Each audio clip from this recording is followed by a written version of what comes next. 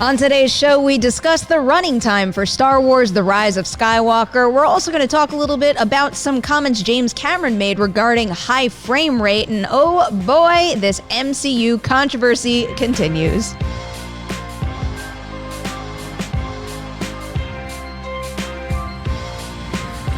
Hello and welcome to your Wednesday edition of Collider Movie Talk. I am going to have the pleasure of introducing Rocha and Vinnie very soon, but first we got to get to the call sheet. First item on today's list, of course, is the Star Wars: The Rise of Skywalker runtime. Tickets just went on sale, and that means the runtime was revealed. And we have AMC reporting that it's clocking in at a whopping 155 minutes. That's 2 hours and 35 minutes, making this the longest Star Wars movie yet. Moving on over to this auteur director criticizes Marvel situation we're going through right now. After critical comments from folks like Martin Scorsese, Francis Ford Coppola, and many more now, Jon Favreau is weighing in via CNBC. He's stating that Scorsese and Coppola are my heroes and they have earned the right to express their opinions. I wouldn't be doing what I'm doing if they didn't carve the way. They served as a source of inspiration. You can go all the way back to Swingers before adding that they can express whatever opinion they like. Moving on over to some more quotes now. As part of a group interview for Terminator Dark Fate, our own Steve Weintraub asked James Cameron if he had seen the movie Gemini Man and for his thoughts on high frame rate. Cameron then explained to him that while he hadn't seen the high frame rate specifically in Gemini Man, he felt that it was more of a tool to be deployed in certain situations rather than used for an entire film. Here's the full quote. I have a personal philosophy around high frame rate, which is that it is a specific solution to specific problems having to do with 3D. And when you get the strobing and the judder of certain shots that pan or certain lateral movements across frame, it's distracting in 3D. And to me, it's just a solution for those shots. I don't think it's a format. That's just me personally. All right, moving on over to number 4 on the call sheet today. As expected, Jeff Loeb is reportedly on his way out of Marvel TV, while Kevin Feige, of course, is making his ascent towards the top. As of right now, there are still plans for a live-action Hellstrom series on Hulu, along with animated shows that include MODOK, Howard the Duck, Hitmonkey, and Tigra and Dazzler. Loeb is reportedly on the hunt right now for an overall deal elsewhere with another company.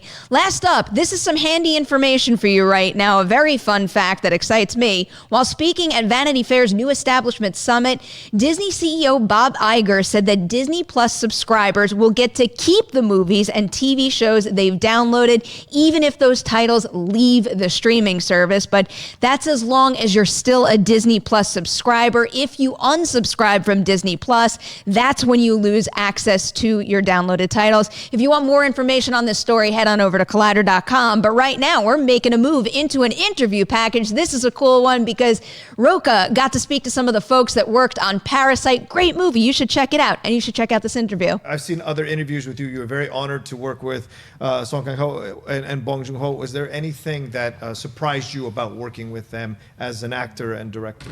I truly consider myself lucky throughout the entire process of shooting because I was one of the very first people to witness amazing acting that Song Kang-ho does, and not everyone has to get that experience. So I was really thankful. I felt lucky and blessed, and I do feel like I learned a lot as a person, but also as an actor.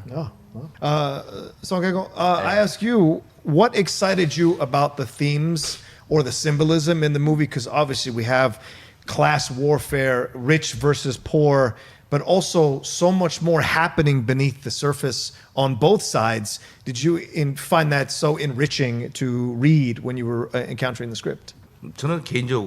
Personally, I think this piece is very ambitious one for director Bong Joon-ho. On the surface, this is a conflict between the rich and the poor. But in a larger picture, this accommodates the entire human race, the history of it. That we fight, and then we reconcile, and then we fight some more. So we're still struggling. I think the whole movie is trying to encompass the entire theme like that. All right, it is time. It's panel time. Hi, Vinnie. Hello. Hi, Rocha. How you guys doing? Hello. We got a birthday boy on the set today. Not Yes, me. son, I made it. Happy birthday, I made it. Rocha. Another year, I made it. Wait, 21, 22? 22. You You can nailed finally it. drink. You can finally drink a beer. I got liquor in this thing. Let's talk about it. We're How are you celebrating. celebrating today? Today Other I'm than working. working. Well, working, but I'm very happy because I'm He's getting to doing this. interview William Fichtner and Kim Coates today for the Deep Very Cut. cool. William Fichtner, who's on Armageddon. So it's my birthday to interview a guy on Armageddon. Amazing. Very happy about that. But then a birthday dinner tonight that my girlfriend set up, which is very fun. So Oh, here we go. Cool. nice. I hope you have a wonderful day. Thank you. And Vinnie, I don't want to leave you hanging. It's We're not so my birthday. happy to have you It's here. not my birthday, but wore an I'm still very appropriate happy. shirt I'm today, still though. very happy to be here talking Yes. about Star Wars Right on on. Collider Cinema Talk. Smart man, though, wearing that shirt, because we're going to roll right into our first panel topic of the day, the runtime for Star Wars, Right on. the Rise of Skywalker. All right. I And don't want to And laugh fun. my way through the beginning of this conversation Mm-hmm. because, yeah, it's the longest Star Wars movie, but we did just have conversations about the length of Avengers Endgame, of It Chapter 2. Those were extremely long movies. We're also having Mm. it with The Irishman. Does the runtime here mean anything? No, it does. I mean, it is interesting that it's the longest Star Wars yet because it is, they are ending a saga. It's kind of like how I felt about when Endgame announced its runtime. I was like, well, of course it is. Of course it's 3 hours. They have to wrap up so much. But when you look at the history of Star Wars, the runtime does not indicate anything. I mean, when you look at the whole list, I think Empire is second to shortest. It's like 124 minutes, and I think like all the prequels are over 140. So I mean, depending on your ranking of the Star Wars movies, there's no way to tell how good these movies are based on the runtime. Yeah, the only thing the runtime really indicates to me is this is the tightrope they're walking, because it's putting it this long means the expectation here is that you're gonna wrap up everything. Whatever your feelings are about The Last Jedi, certainly Adam Shitwood from the .com loves it. Other people don't. And so it's a balance here. And will they be able to get it right and wrap up the things that we have complaints about throughout the new version of Star Wars? And of course, you're wrapping up the Skywalker saga. So will you wrap that up correctly as well over 9 films? So there's a lot here that they have to do in this 2 hours and 35 minutes. It excites me that the runtime is long because I'm like, okay, great. I'm going to go sit down and have a good time and see what they can do with this. And I enjoyed it on Endgame. I didn't mind it on It Chapter 2. I thought it actually should have been longer, in my opinion, for different reasons.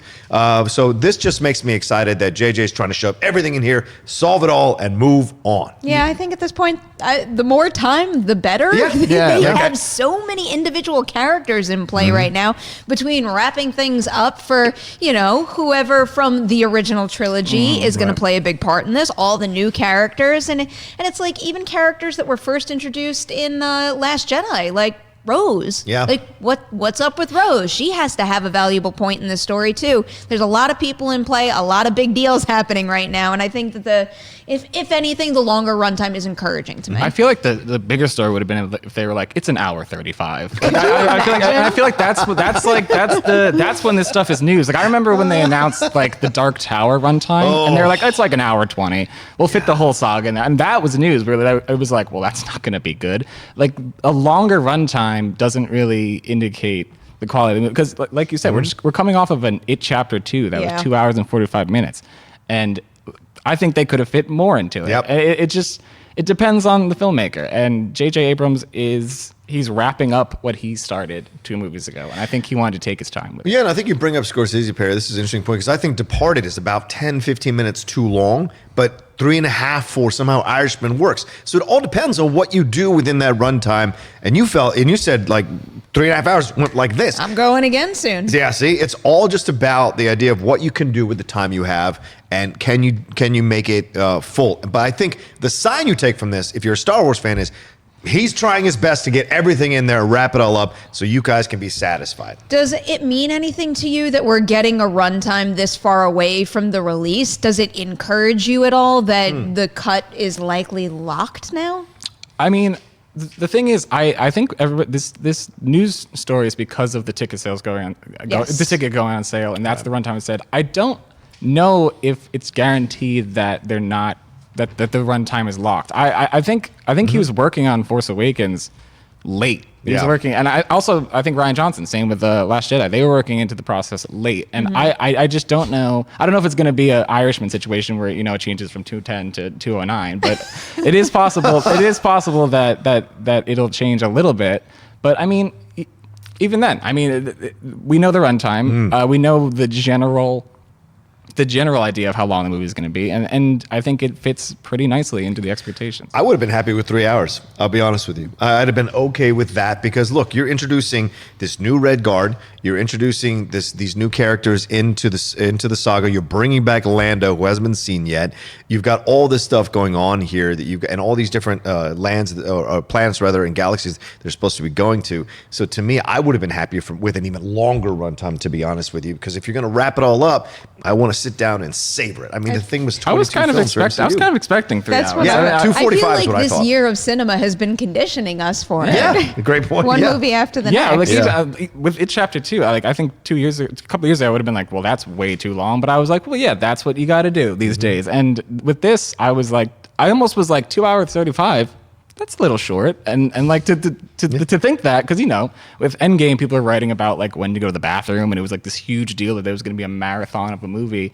With this, I was like, all right, that's that's manageable. Like I could do The 2 hours. bathroom 35. issue, admittedly, even though I've seen it, is still intimidating with Irishman. 3.5 hours is a lot. I know, it's a long time. I'm a little panicked for my next screening. Most I'm people- afraid I got lucky the first time around with not needing to get up and use a restroom, and it's gonna come and get me the second time. Most people are around. going to see it on Netflix. They can pause and go to the bathroom. Part of the Oh, reason right, why good point. it's suitable for that format. What's the status of ticket sales right now? Has anybody else reported in but Atom Tickets? Atom Tickets is claiming that it made or beat the Avengers It's Endgame very record. strange to me that it's just Atom tickets, because Yeah. that just means it's the biggest in Atom tickets. That's part Yeah, of the which reason is- why I haven't really covered that. Yeah, on Movie that's why we Talk didn't yet. cover it on the website, because it was because the headline would be like, it's destroying Avengers Endgame, but it's only coming from Atom tickets. If like Fandango chimed in, Right, if right. AMC chimed in, that would be a different story. So it's a very strange thing there where they're saying that it's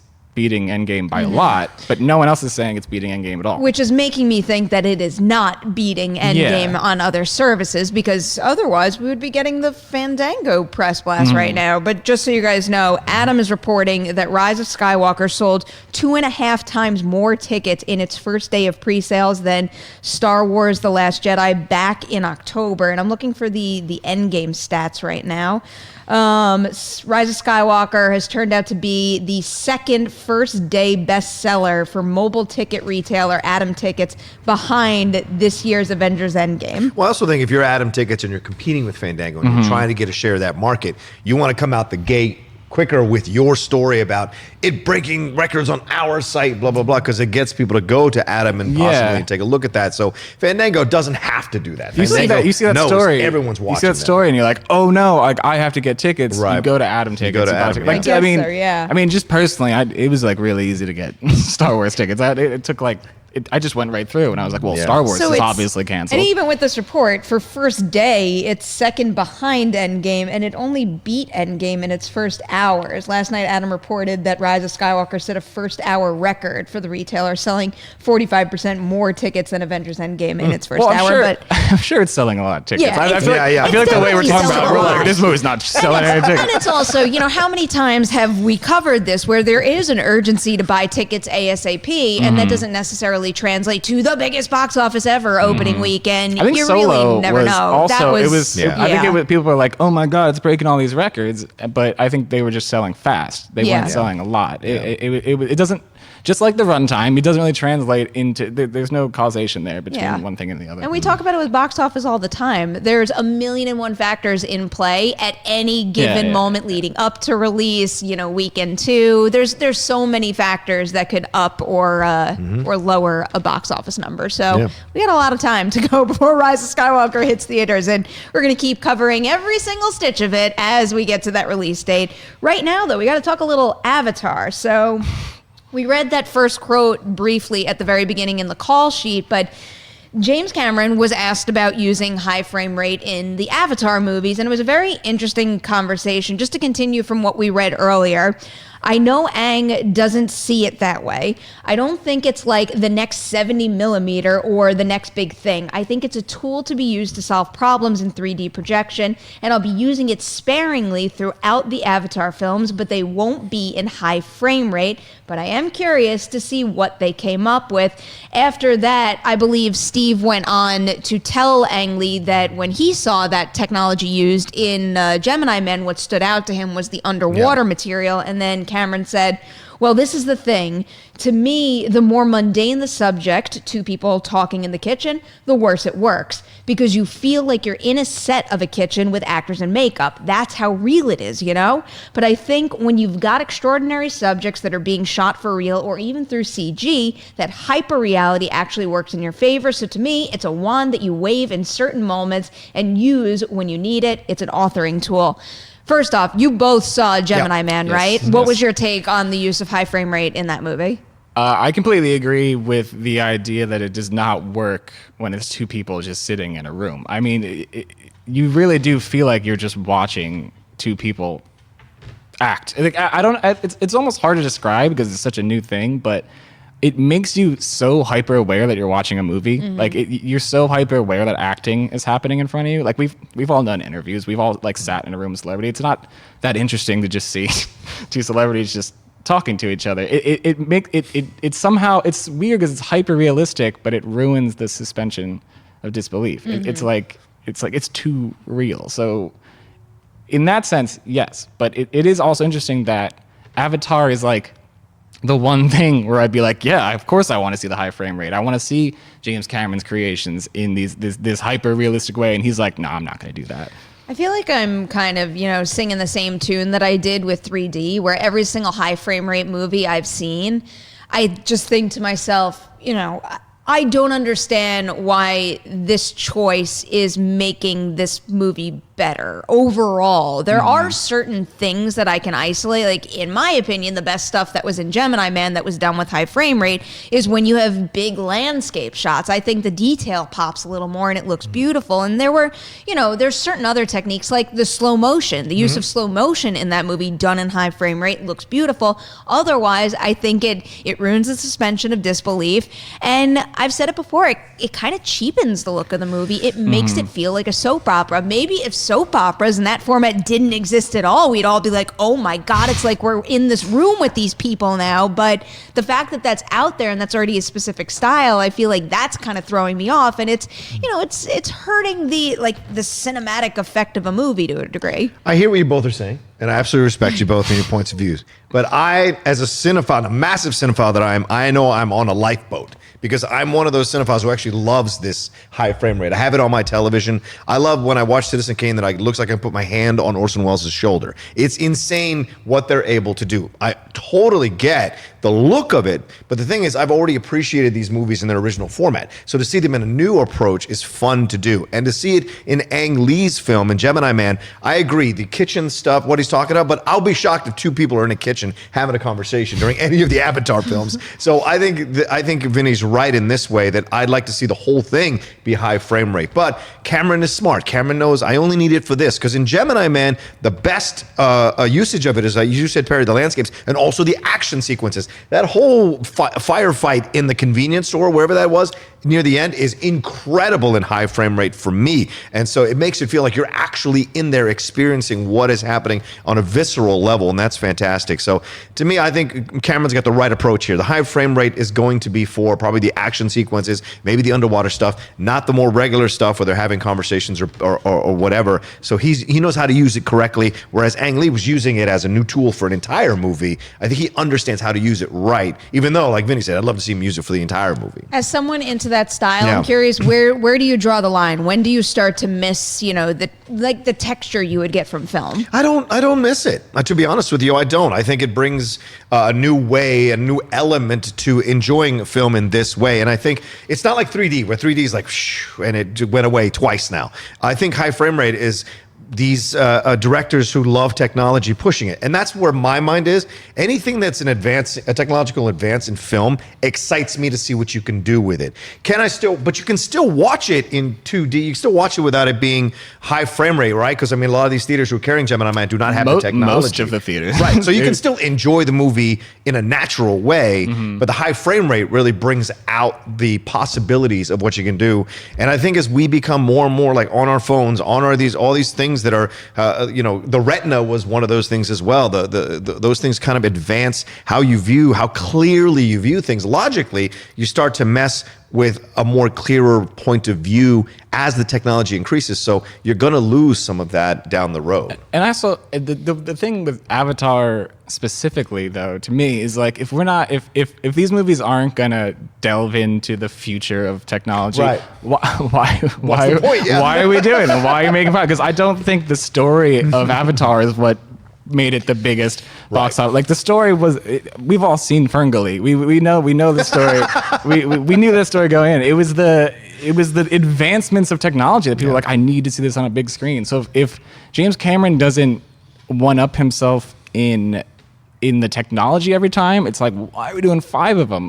They have to bring you to the theater each time, and I don't think just going back to Pandora is going to get people into the theater. Yeah. So are you any more excited than you were? Maybe, well, I mean, maybe I went from like like the lowest possible excitement to like, well, I feel that's like it's just been so many years since the first Avatar movie came out where my mentality has been, I mean, really, who cares? We've been talking about it for so long, they keep getting pushed. But for whatever reason now, maybe it's because James Cameron is in the spotlight a little more, maybe because of Terminator Dark Fate. But something about it is starting to feel more tangible to me. And I find myself getting more curious than I ever have. If there's anybody that I trust, it's like James Cameron. Like I don't know, he goes away for a while and then he just comes back and he's like, oh, I reinvented cinema while I was gone. And also I like delved to the bottom of the ocean like on my free time. Like, give me my billions. Yeah, exactly. And we're like, yes, sir. And we give him his billions. It's like we forget who James Cameron is when he goes away and then he comes back. He's going to come back with Avatar 2. We're going to be like, who needs it? And do you think that might not be the case, though? Do you think Avatar 2 is going to come back and it's going to feel like the next big thing all over again? The problem is they haven't really told us why it's like all that James Cameron has said is that it's going to revolutionize 3D, but he hasn't really like followed up on that. And it's like, I believe you, but we already went through the 3D thing. It's like, how much more can 3D be 3D? It is interesting to think about the fact that Avatar 1 came out peak 3D, where it was like the hot thing that everyone was doing, and now, like, who does 3D formats anymore? I mean, do you two ever choose to see a movie in 3D? Choose? No, not necessarily, but certainly enjoy them when they're done well. Like Real D invites me to their stuff and I go and see it in 3D because I think that Real D technology is better because you can sit anywhere in the theater and it feels like you're sitting in front of the screen as opposed to some of the other IMAX stuff where if you go to the side, it can make you sick. So I like that, but overall, I don't usually go first to see something in 3D. Other than like Avengers, like that's fun in 3D, or The Martian is absolutely gorgeous in 3D. And I'm trying to sell my 3D TV, so that tells you how much I don't want to be a part of it. If anyone's interested, he's trying to sell. And no one seems to want to buy it. I've had it up on offer up for $500. You buying yourself a new TV for your birthday? No, I already did. I was just trying to get rid of this old one. TVs, I've got 3 in there. I got to get rid of one of them. So it's like that. To me, that's the thing. Is like the technology is done in that way. So because people don't want to necessarily go and see, and there's not enough event films that take advantage of the technology for you to go see. I think Alita Battle Angel was like the last movie where they were like, you got to see it in 3D. Right. And I think I did see it in 3D. And I was like, this is like the end game of like the popularity of 3D. I feel like that's fine. Alita wound up doing semi-okay, but like Avatar is on a completely different level. So many years later, do you think that the appeal of like we're revolutionizing 3D, like has it lost some of that, momentum to get people in the theater to see the next thing?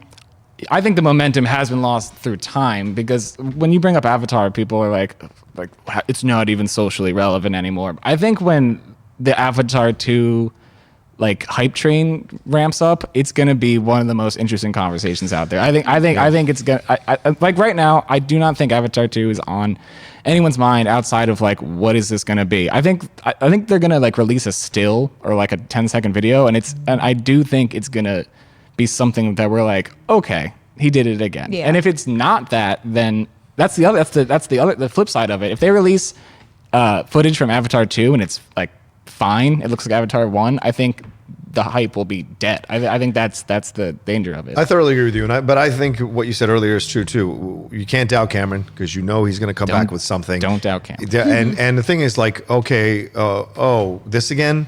You say that, but then he comes back and it's like, oh my God, this, I didn't know was going to come back with this. Cameron. Like we saw Scorsese, another gangster film. Oh my God, this? So it's just like some of these directors, they know exactly what they're doing. And when they step back into a style of their film, the style of films that they're known for, they can really impress you all over again. Because like Vinnie says, you forgot because it's been a while. You forgot. How about James Cameron? Don't Yeah, ever. exactly. I'm genuinely track very record. excited to see this conversation evolve as we get closer to finally getting another Closer Avatar to movie. 2021? Is that when it comes Yeah. out? God. The first trailer will tell us everything, I think. Oh, I'm true. pretty eager for that. All right, let's move on. Let's move on to some other directors out there who might hold tight to their visions and what they want. But before we even get to that MCU debate conversation, we've got some stuff to tell you about on the Collider Video YouTube channel. Oh, look, Rumor Mill is coming up today, and I might be on it. Here's promo. What's up, Collider video fans? Josh McCouga here. I'm the host of a brand new show on Collider called The Rumor Mill. Now, we're live every single Wednesday at 2 p.m., but we're live on the Collider Video Twitter, so you have to subscribe there if you want to interact live with us. If you want to throw in some rumors of your own that we want to incorporate in the show, you have to tune in live. Now, you can watch the show on YouTube later, but again, if you want to watch live with me and 3 panelists getting rowdy, giving points to each other, and just yelling rumors, you need to tune in live on the Collider Video Twitter, 2 p.m. every single Wednesday.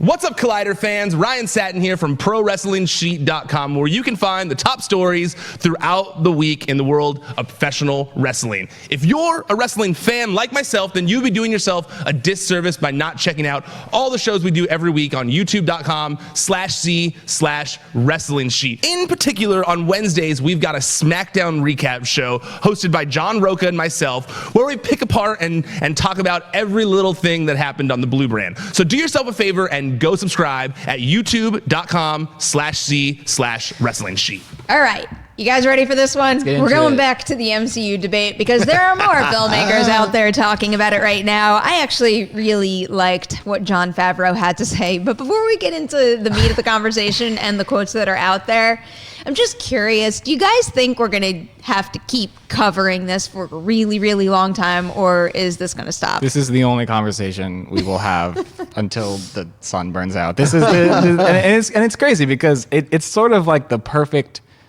encapsulation of like fandom in 2019 is like, I have this opinion about the most popular movies ever, and someone is like, how dare you have that opinion about the most popular movies ever? It's just like it's like an argument where we're defending the most powerful thing in the world, and it's just sort of the perfect way to sum up talking about movies in 2019. I think where it rubs me the wrong way, and I don't want to go as far to say like, oh, like I like Marvel movies, so if you don't like Marvel movies, we should, ban your movies from existence. I just don't like the sentiment swirling around out there that X movie is of a higher quality or more valuable or better suited to like the title of being cinema than this movie. I think that's the whole thing that's going around right now that I find upsetting. I think we all need to respect each other's taste a little more, but just because your taste lies somewhere doesn't mean that this is not worthy of being called cinema. I hear your point of view, but exclusivity is kind of inherent in judging. So FYC does not go, let's put the latest Adam Sandler film for for an Oscar. Like, it's just those, you have exclusivity because certain Well, films. because the latest Adam actually. I'm just saying. They might. The funny thing Uncut- is, I think Uncut we're Gems. probably going to Uncut have Gems? that exact Okay, conversation sorry. this I year. meant Billy, like the Billy Madison stuff, but I'm saying the inherent. Excuse me, you didn't make your argument any better with that. Okay, fine. Just start over. Jack and Jill. Jack and Jill. Jack and Jill. Fine. It's There his we go. birthday. Leave him alone. I'm an old man. No, I'm agree with the word. No, I'm just saying, like, inherent in cinema is us judging what is quality, what isn't, what's the AFI top 100. That's just inherent in cinema. So I get the argument that we should just allow people to enjoy, and absolutely, you can enjoy and love whatever you want. I also think these are directors that have a right to say what they want to say. Why do you care? Like, why do you give a crap? Why does it bother you so much? I don't understand that, because it's like, I don't know, to me it's like, it's just their point of view.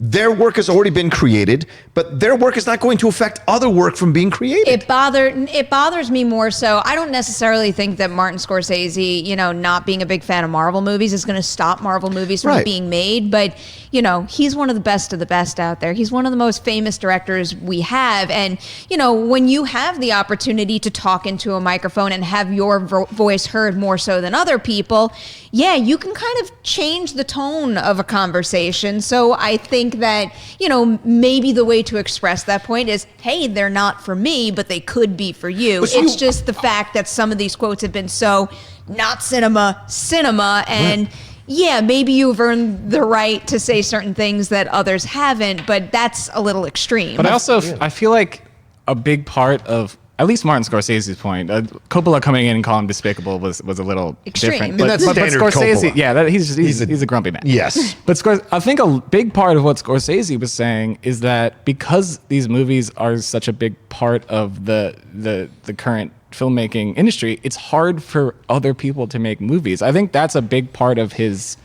Like, people are like, oh, leave Marvel movies alone, but he's saying, like, I still want to make movies. He had to go to Netflix, who just hands out money to make his latest movie, and that's Martin Scorsese with Robert De Niro and Jeff. Like, he that movie in the past would have gotten greenlit immediately. Now Martin Scorsese has to go to Netflix to get the money he wants. I think a big part of his argument is there should be room for other movies too. It's sort of like we just want space. He just wants a space in the conversation. I almost wish that it was articulated a little more closely in line. Well, I'm with much what- more articulate than Martin Scorsese. I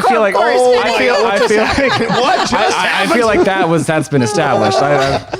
That is a point that I can understand, and I can understand why that stance might watching have Martin, I'm driven him sorry. to have said something like this. I think my issue comes down to the fact that somebody out there might really like a certain something, and by someone of a certain status saying a certain something about that thing, it can make you feel bad about liking something that you like, and that is just in general something I don't like to tolerate. It's the natural reaction. It's the natural order of things, though. Which is just a very unfortunate thing that I think we're dealing with right now more so than ever, which is why these sentiments upset me maybe more than they might have. And I hear your point. Like, once again, I hear your point of Yeah. view. I also think, though, that I'd rather have Marty react honestly.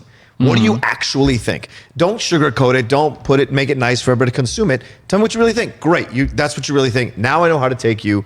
Coppola, of course, as Vinnie said, grumpy old man. He's been a jerk since the 60s and 70s, and well documented in numerous books. And watch that Hearts of Darkness documentary to really see him in pure form. And so there was no surprise that he said despicable. He's been sitting on a winery for the last 20, 30 years. He's not in the game still like Martin. Martin's taken the hits. Martin has had some of his films not do so well, and some films be now touted as Irishman. So he's had to take the hits while Coppola sat back there. So I thought even less of Coppola's comments. I think Scorsese was making a larger point about films that Jennifer Aniston made recently, that Ethan Hawke made, and a couple other people made recently as well about this idea of superhero movies consuming. But it's also a mentality or a narrative that they're creating. It's not like there's 20 superhero movies that are just destroying all these independent films. It's like Let's four. go about that. It's like 4 or 5 a year, No, 6 a year. I think it, like, when you start to account for multiple studios, and now also with the feature film size Disney Plus shows coming up. And if you count I also think just it like is Disney almost Disney exactly what you remakes and just stuff said. like But that. those aren't coming. Disney Plus stuff isn't coming onto.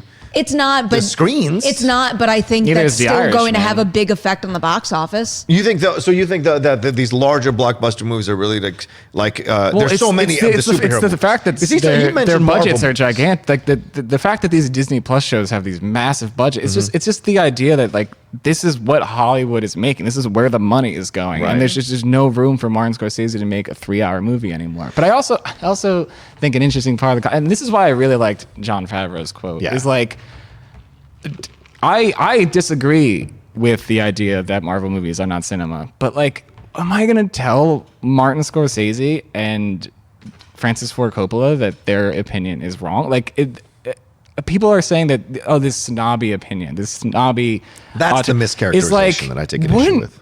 This is Martin Scorsese. It kind of reminds me of the conversation after the new Tarantino, where it was like, "Oh, do you think Bruce Lee might have been a little cocky?" And it's like, wouldn't you be? Wouldn't you be if you're Bruce Lee? Like, if you're Martin Scorsese, whatever you say about movies is like probably at least a little right. Like, he knows what he's talking about. Yeah. So like, agree with him, disagree with him, love Marvel movies as much as you want. Martin Scorsese, of all people, even if he can't articulate it correctly, is I think he did, but I think he did. No, he did. He said exactly what he wanted to say. Looking at one of his quotes right now, I feel like I would be singing a completely different tune if you just took out the part that it's not cinema.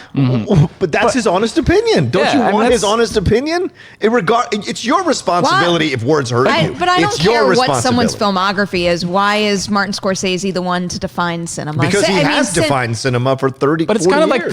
like that advice about writing an opinion piece. You don't have to put "I think" before it for it to be your opinion. He's not saying. The first thing is, he didn't just say this. He doesn't have a Twitter. He didn't just go. Right. He wasn't just like.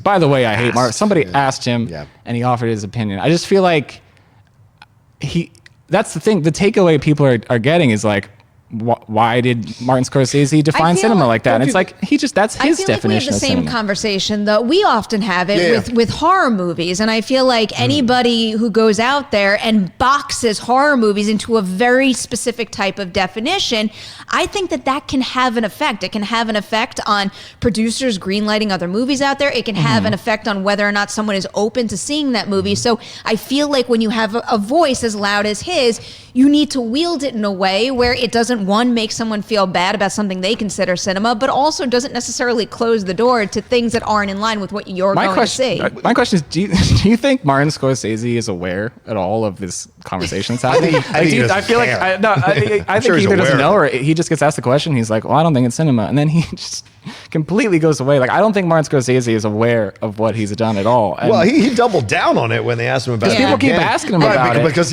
we have to ask him about it. If he's aware, I think it's for that reason alone. It's just because, the sad truth of it is, if you are sick of hearing of this conversation right now, I feel bad for you, because it's not going to stop. Yeah. And it should. And look, it would be no different.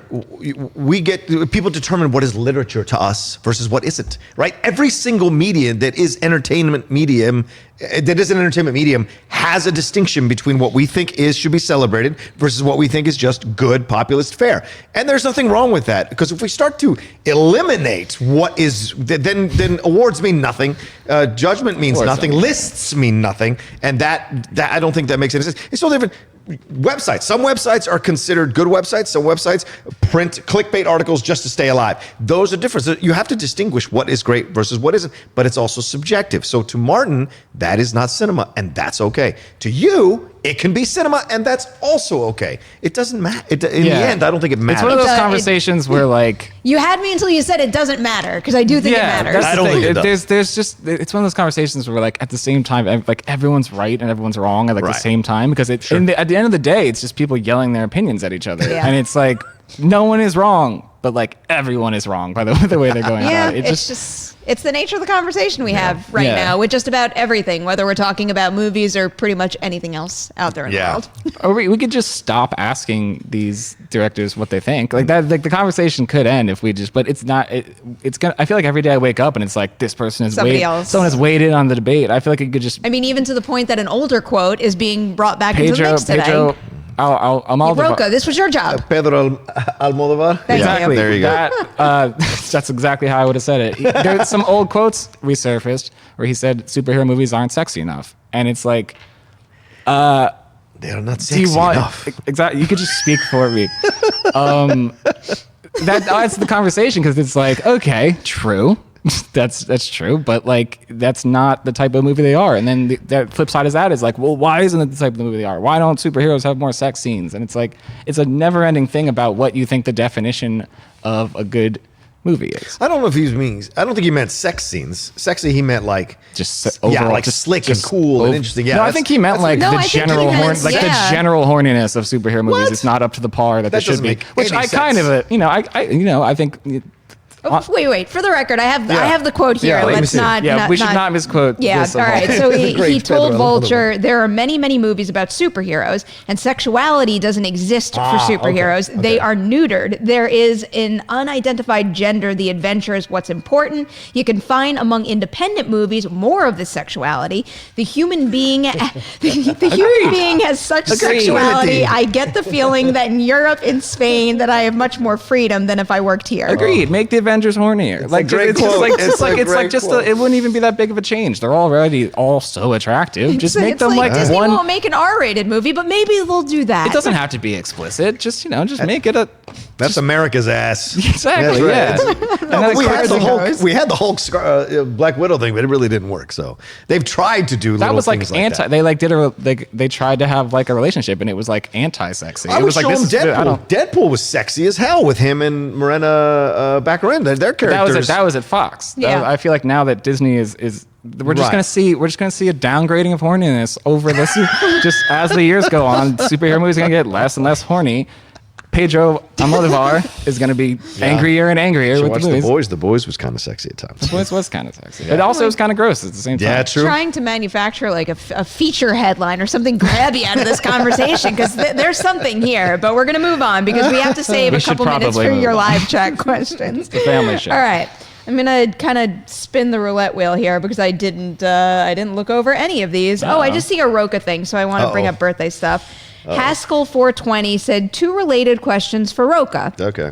Question 1, what was the first movie you were brought to for your birthday? And 2, what is the first movie you wanted to see for your birthday?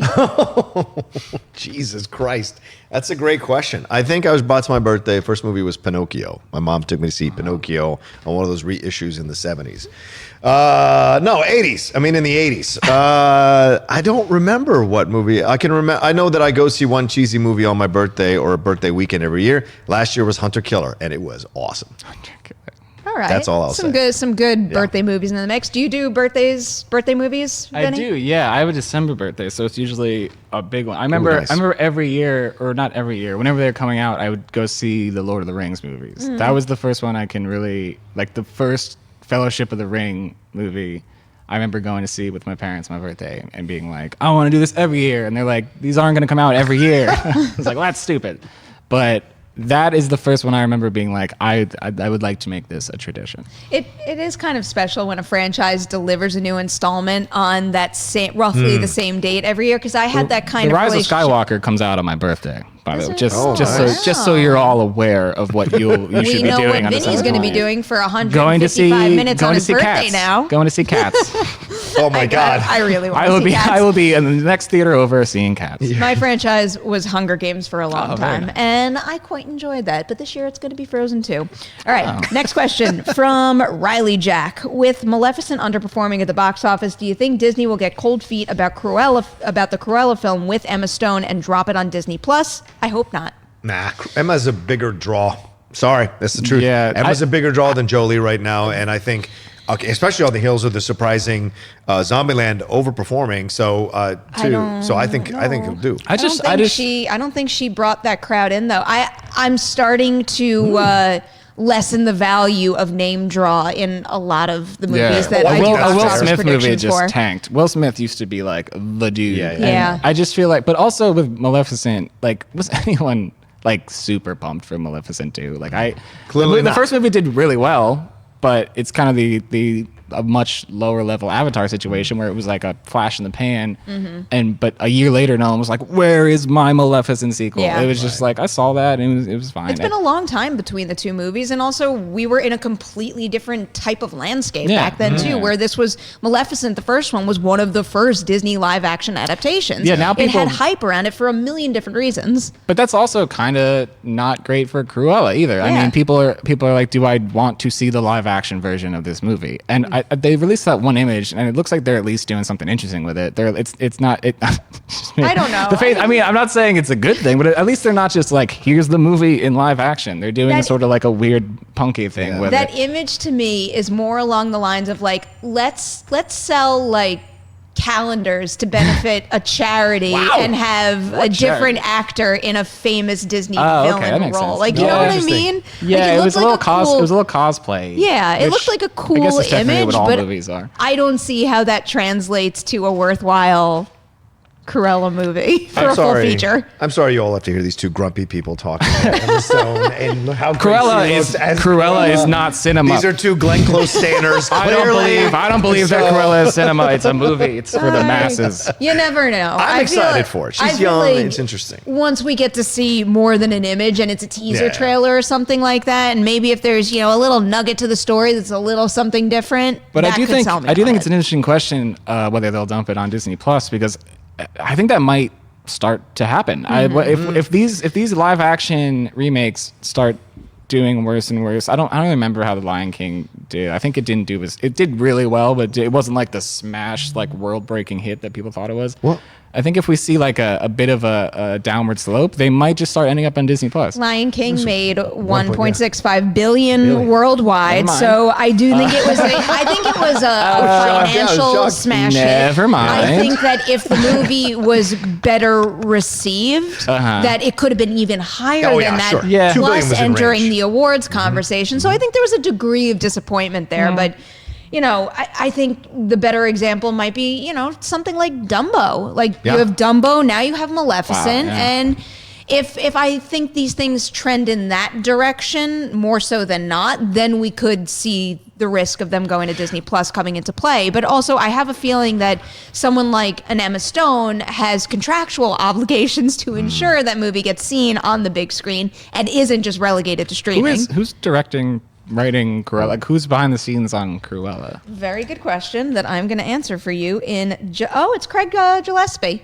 Okay. I like him. So it's like a That's not a interesting big name, it's not he's not going to bring people to the theater, Yeah. but it is like it's not like a no name project that happens to feature Emma Stone. I think it'll make a little buzz, but I do think there's like tiers to the live action Disney product. Like when the Lion King out, people are like they're doing the Lion King, but then there's Yeah. like the lower level ones like Dumbo and 101 Dalmatians that people are like, I liked that movie as a kid, and maybe I'll go see that. Like the Lion King was like an event. You're like, oh my god, everyone loves Lion King. I feel like Aladdin was kind of like that. Well, I think that movie Lion King- overperformed. Lion King also got the bump from the fact that it was a huge cinema innovation too. Yeah, The right. idea of seeing that story told with realistic looking animals, that was a Yeah. big deal. I think and Cruella doesn't have as high of a bar to cross as Maleficent 2 did because Yeah. of its expectations. Well, this also You goes know. back to a conversation we were having yesterday Yeah. on Movie Talk where we were talking about movie budgets. So the Cruella thing is a smart move to me if you don't spend $185 Yes. million to make the damn thing. Absolutely. Well, they I mean, and- that completely you changes shouldn't. the course of the conversation we're Yeah. having. And I think they also already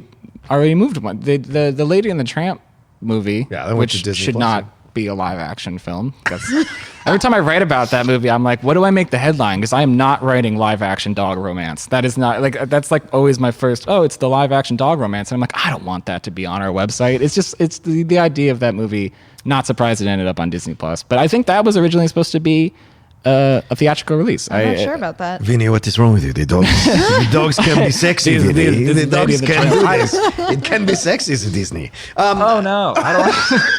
How about a Gaston? I would love a Gaston a live action. That Like would a be live fun. action Gaston. in a Disney Plus format. I think that would work, and the pressure on that would be way less. That could be sexy. as well. That could be a horny Right. movie for Disney. That could be a horny movie. could be a- Absolutely. Do we bring back Luke Evans for the Gaston role? If he would love to Yeah, come back, yeah. I'd love to have him come back. good. Especially All because right. what happens? Well, because he dies obviously at the end of, but what was the prequel? What turned Gaston into what he is now? If we can explore Eating all Maleficent those and see what turned eggs, into her. like nobody eats that many eggs a day. What was the eggs thing? What was that all about? There you go. Answer We got my a- questions, We got a Disney. winning idea right there. Spend $200 million on it. All right, we're done. Another happy birthday to Thank Mr. you. John It's Rocha. very I hope kind of you you. have a Thank you. wonderful day. Happy, healthy birthday. Celebrate. All right, thank Vinnie, you very thank you much. so much for joining us. It's a pleasure. Now, Adam in the booth, Dorian in the live chat, you guys rock. Thank you so much for your help as always. Do not leave this video without liking and sharing it.